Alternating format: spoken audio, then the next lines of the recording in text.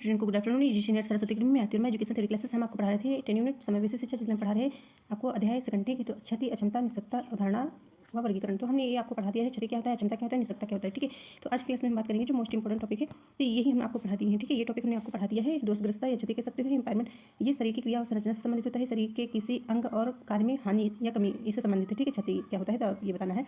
और उदाहरण के तौर पर ये बताना है दृष्टि दोष, श्रवण जो है सुनने की मतलब क्षति। ठीक है, गतिशीलता में कमी। और इसके बाद जो है अक्षमता क्या होता है, यानी कि डिसेबिलिटी क्या होता है। तो डिसेबिलिटी मतलब दिव्यांगता होता है, अक्षमता होता है, ध्यान रखिएगा ये गतिविधियों से संबंधित होता है। ठीक है, तो ये गतिविधि से संबंधित है, जैसे किसी व्यक्ति की किसी विशेष गतिविधि को करने की क्षमता में कमी। ठीक है, यानी कि कोई कार्य करने में क्षमता में कमी होता है, तो चलना हो गया, बोलना हो गया, लिखना हो गया, पढ़ना हो गया, काम करना हो गया। ठीक है, तो ये गतिविधियों में कमी होता है, यानी कि डिसेबिलिटी। ठीक है, इसके बाद आपको देखना है निस्सत्ता या अपंगता कह सकते हो, हैंडीकैप कह सकते हो, डिसेबिलिटी कह सकते हो, विकलांगता। ठीक है, तो ये सब आपको देखना है। तो ये भागीदारी में, ठीक है, यानी कि भाग लेने में अक्षम होते हैं। ठीक है, किसी सामाजिक संस्था में। तो यहाँ पे आपको क्या ध्यान देना है, अक्षमता के कारण जो है सामाजिक भागीदारी में बाधा। ठीक है, बाधा उत्पन्न होती है। ठीक है, तो यहाँ पे बात करा गया है कि निस्सत्ता मतलब क्या होता है, अपंगता। तो ये होता है नौकरी करने, ठीक है, नौकरी करने में दिक्कत होगी, स्कूल जाने में दिक्कत होगी, सामाजिक गतिविधियों में भाग लेने में दिक्कत होना। तो यानी कि जो सामाजिक संस्थाओं में किसी प्रोग्राम में भाग लेंगे तो दिक्कत होती है। तो किसी व्यक्ति की सामाजिक, आर्थिक, पर्यावरण परिस्थितियों में अक्षमता के कारण कठिनाई होती है। ठीक है, तो ये आपको समझ में आ गया होगा, हमने आपको पढ़ाई रखा थी पिछली क्लास में। तो यहाँ पे आपने देखा क्या होता है, शरीर की क्रिया से संबंधित है। ठीक है, और ये जो हो गया डिसेबिलिटी, अक्षमता, दिव्यांगता, ये गतिविधि से संबंधित हो गया, ये देख सकते हैं। और ये अपंगता, विकलांगता, निस्सत्ता, भागीदारी। ठीक है, तो ये देख सकते हैं आप। ठीक है, उदाहरण दिए गए हैं तो आप पढ़ लीजिएगा। मोस्ट इंपॉर्टेंट टॉपिक जो हम आपको पढ़ाने वाले हैं वो क्या है, तो सबसे पहले यहाँ पे थोड़ा हम आपको पढ़ा देते हैं। ठीक है, तो ICF मॉडल के आधार पर दिव्यांगता का वर्गीकरण। ठीक है, तो क्या होता है, विश्व स्वास्थ्य संगठन ने वर्ष 2000 में ICIDH, ठीक है, इंटरनेशनल क्लासिफिकेशन फंक्शनिंग, ठीक है, डिसेबिलिटी एंड हेल्थ, तो ये फुल फॉर्म हो जाएगा, देख लीजिएगा, याद कर सकते हैं। और कार्यशीलता, विकलांगता, स्वास्थ्य और स्वास्थ्य का अंतर्राष्ट्रीय वर्गीकरण हो जाएगा। तो इसका जो है नया नाम क्या होगा, संस्करण प्रस्तुत किया गया है, तो ICF के नाम से जानते हैं। ठीक है, तो पहले क्या था, पहले जो है इसका नाम था ये नाम। ठीक है, यानी कि ICIDH, ठीक है, ये नाम था, फिर इसके बाद संशोधन हो गया, तो यानी कि ये हो गया ICF मॉडल के नाम से हम जानते हैं। ठीक है, विश्व संगठन। तो यहाँ पे आपको यह स्वास्थ्य और स्वास्थ्य से संबंधित ज्ञान क्षेत्र का एक वर्गीकरण है। ICF या international classification of functioning disability एवं जो है हेल्थ, विश्व स्वास्थ्य संगठन, ठीक है, ये द्वारा विकसित किया गया है अंतर्राष्ट्रीय वर्गीकरण। तो यहाँ पे और डिटेल में आप समझिए ICF क्या होता है। यह एक वर्गीकरण प्रणाली है जो कार्यशीलता, विकलांगता और स्वास्थ्य के विभिन्न पहलुओं का वर्णन और व्यवस्थित तरीके से व्यवस्थित करने के लिए उपयोग की जाती है। ठीक है, तो इतना आपको ध्यान रखना है। फिर इसके बाद हम आपको यहाँ पे जो आपके लिए मोस्ट इंपॉर्टेंट है उसके बारे में बात करने वाले हैं। तो यहाँ से आप देख सकते हैं ये टॉपिक आपके लिए इंपॉर्टेंट है। ICF मॉडल के आधार पर दिव्यांग विद्यालयों के लिए तैयारी और समावेशन के मॉडल। ठीक है, तो यहाँ पे आपको ये ध्यान देना है, ये क्या है, विशेष विद्यालय। ठीक है, और जो है शैक्षिक समावेशन मॉडल्स। ठीक है, ये हो गया। और यहाँ पे मेन इंपॉर्टेंट ये हो जाएगा शैक्षिक समावेशन के जो है प्रमुख संस्थान क्या होते हैं। ठीक है, तो ये आता है पेपर में पूछा जाता है, 1 नंबर का आ सकता है। तो यहाँ पे देख सकते हैं राष्ट्रीय मानसिक विकलांग संस्थान, तो ये कहाँ पे है, सिकंदराबाद में है। ठीक है, ये फुल फॉर्म भी याद कर लीजिएगा।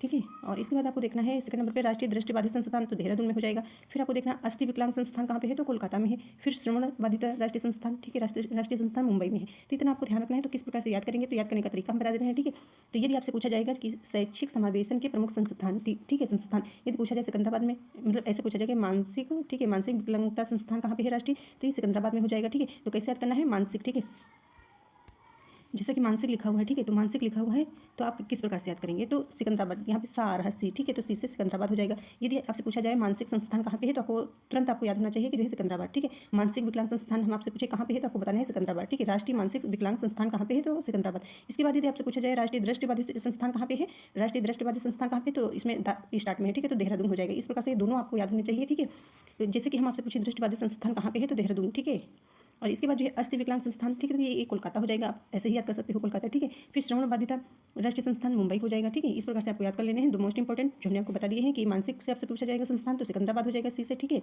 यहाँ पे सी देख रहे हैं। दृष्टिबाधित संस्थान आपसे पूछा जाएगा 10 से देहरादून हो जाएगा। ठीक है, इस प्रकार से याद कर लेना है। और अस्थि संस्थान आप ऐसे ही याद कर सकते हैं, और फुल फॉर्म भी आप याद कर लीजिएगा। ठीक है, NIMH national institute of mentally handicap. ठीक है, और NIVH, ठीक है, तो ये हो जाएगा नेशनल इंस्टीट्यूट फॉर विजुअली, ठीक है, दृष्टिबाधित। ये शब्द आपको ध्यान रखना है इसमें। ठीक है, फिर नेशनल इंस्टीट्यूट ऑफ द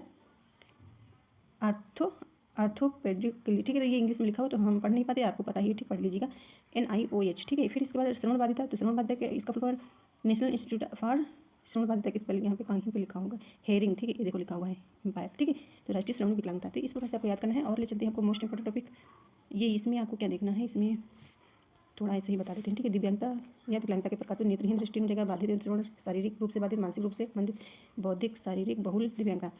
बौद्धिक से हो जाएगा बौद्धिक दिव्यांग, और मानसिक अपंगता हो जाएगा, शारीरिक से शारीरिक दिव्यांगता हो जाएगा, अस्थि विकलांगता। ठीक है, तो ये आप देख सकते हैं 2 प्रकार से होता है, श्रेणी है। ठीक है, 2 प्रकार की श्रेणी है। अनुवंशिक, इसको रहने दीजिए आप, मोस्ट इंपॉर्टेंट टॉपिक। और कौन सा टॉपिक है, ये टॉपिक हम आपको पढ़ाने वाले हैं। ठीक है, इस टॉपिक के बारे में बात करने वाले हैं। शारीरिक दिव्यांगता, अस्थि जो है विकलांगता कह सकते हो, तो ये इंपॉर्टेंट है आपके लिए। शारीरिक विकलांगता जिसे हम आर्थोडिक जो है इम्पायरमेंट भी कहते हैं, ठीक है, शारीरिक विकलांगता से संबंधित है, तो आपको ध्यान रखना है। अस्थि विकलांगता ये अलग अलग नाम है, शारीरिक विकलांगता आप कहेंगे या अस्थि विकलांगता या आर्थोडिक इम्पायर, ठीक है, इम्पायरमेंट भी कहा जाता है। तो यहाँ पे आपको क्या देखना है, यह एक शारीरिक विकलांगता है जो किसी व्यक्ति की गतिशीलता और स्वतंत्र रूप से यात्रा करने की क्षमता को गंभीर रूप से सीमित कर देता है, ठीक है, चलने फिरने में दिक्कत होती है। तो तंत्रिका तंत्र निःसत्ता, बच्चे नाड़ी संबंधित बाध्यता की समस्या होती है। तो डिप्लेजिया होता है, हीमोप्लेजिया होती है, पैराप्लेजिया होता है, क्वाड्रिप्लेजिया होता है। हीमोप्लेजिया में क्या होता है कि इसमें जो है यानी कि जो पर्सन होता है, व्यक्ति होता है, ठीक है, तो उसमें क्या होता है दोनों हाथ, ठीक है, यानी कि दायां हाथ या बायां हाथ दोनों जो है डिसेबिलिटीज होंगे, ठीक है, यानी कि ग्रसित होते हैं, ठीक है। और जो हेमिप्लेजिया होते हैं इसमें क्या होता है दायां हाथ दायां पैर हो जाएगा, ठीक है, या फिर बायां पैर बायां हाथ जो है ग्रसित होता है। और पैराप्लेजिया क्या होता है, इसमें जो है दोनों पैर जो है ग्रसित होते हैं, ठीक है। क्वाड्रिप्लेजिया क्या होता है, इसमें चारों अंग यानी कि दोनों हाथ दोनों पैर यानी पूरा शरीर हो जाएगा, ठीक है, इस प्रकार से। तो यहाँ पे आप भी देख सकते हैं, पढ़ सकते हैं, यहाँ लास्ट में है टॉपिक ये दिया गया है, यहाँ पे यहाँ से देख सकते हैं, ठीक है। तो डिप्लेजिया क्या होता है, तो यहाँ पे देख सकते हैं, यह एक प्रकार का पक्षाघात है जो शरीर के दोनों तरफ के एक ही अंग को प्रभावित करते हैं, ठीक है, दोनों तरफ के एक ही अंग को प्रभावित करते हैं, ये ध्यान रखिएगा। हीमोप्लेजिया क्या होता है, यह शरीर के एक तरफ को प्रभावित करता है, ठीक है, एक तरफ को प्रभावित करता है पर एक ही तरफ के हाथ पैर को प्रभावित करता है। और इसके बाद मस्तिष्क क्षत के कारण होता है, ठीक है। और फिर इसमें क्या देखिएगा, पैराप्लेजिया, इसमें पढ़िएगा, यह शरीर के निचले हिस्से को प्रभावित करता है, दोनों पैर शामिल होते हैं, ठीक है। क्वाड्रिप्लेजिया यह सभी अंगों को प्रभावित करता है जिसमें दोनों हाथ दोनों पैर शामिल हो सकते हैं, ठीक है। तो इसमें आप क्या कहने का मतलब है कि आपको ये समझ में आ गया होगा, ठीक है, जो शरीर के दोनों तरफ का एक ही अंग को प्रभावित करता है, ठीक है। तो इस प्रकार से हमको आप इस प्रकार से समझ सकते हैं, जैसे कि ये पर्सन हो गया, ठीक है, ये व्यक्ति हो गया, ठीक है। ये तो कहने का मतलब हो जाएगा, ये जो डिप्लेजिया होगा तो ये जो है इसमें ये हाथ, ठीक है, और ये हाथ जो है ग्रसित होता है, ठीक है, प्रभावित होता है। और ये जो हीमोप्लेजिया है तो इसमें क्या होता है, ठीक है, सॉरी, आप इस प्रकार से समझ सकते हैं कि जैसे कि ये हाथ हो गया, ठीक है, और ये जो है पैर हो गया, ठीक है। तो ये दोनों हाथ जो होते हैं ये डिप्लेजिया में ग्रसित होते हैं, ठीक है, और सॉरी, ठीक है।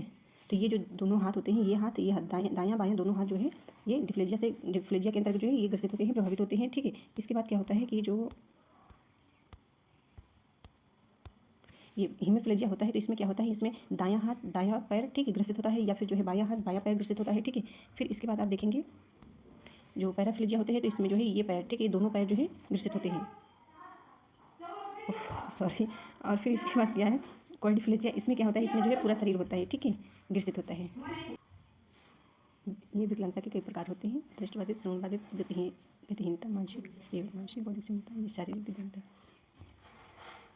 Thank you.